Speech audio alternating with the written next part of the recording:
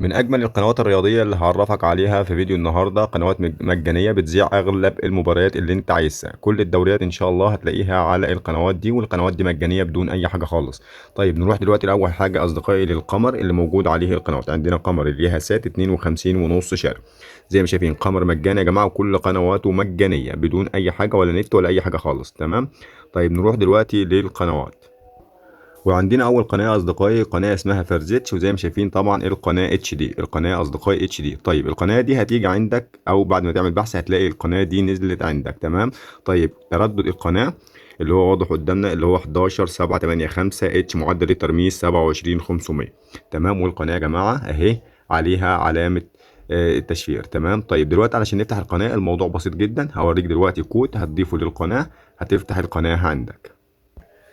وزي ما شايفين يا اصدقائي طبعا ده شعار القناه اللي موجود، والقناه اهي قناه رياضيه بتذيع اغلب المباريات. طيب القناه يا جماعه ليها كود بتضيفه زي ما احنا شايفين. طبعا كل رسيفر ليه طريقه معينه، وانا شارح كل ده على القناه. يعني اغلب الرسيفرات يا جماعه او كل الرسيفرات شارح الطريقه علشان تفتح القنوات اللي هي بتدخل لها الكود زي كده، او شفره البيس. تمام.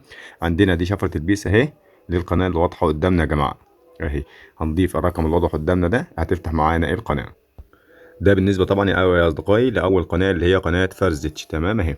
طيب نيجي للقناة رقم اتنين يا أصدقائي لقناة فوتبول أهي، والقناة برضه رياضية، وزي ما شايفين شغالة مباريات على طول يا جماعة مجانية. تمام. لكن الناس اللي هتسأل طبعا مفيش تعليق عربي. تمام. طيب تردد القناة يا أصدقائي نفس التردد اللي هو 11785 اتش 27500 على قمر اليهسات. تمام. وادي شعار القناة برضه الناس اللي متعرفهاش. تمام. طيب الكود بتاع القناة اهو هنشوفه مع بعض دلوقتي اهو يا اصدقائي. تمام. الناس اللي حابه تنقله ده اخر تحديث طبعا عشان اتغير كذا مره. اهو بنضيف الكود ده هتلاقي القناه فتحت معاك زي ما احنا شايفين. كل ريسيفر ليه طريقه معينه، وانا شارح كل ده على القناه. ده على قمر اليهاسات 52 ونص شهر اهو.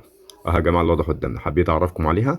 ولو في اي سؤال او اي استفسار اكتبوا لنا في التعليقات. والسلام عليكم ورحمه الله وبركاته.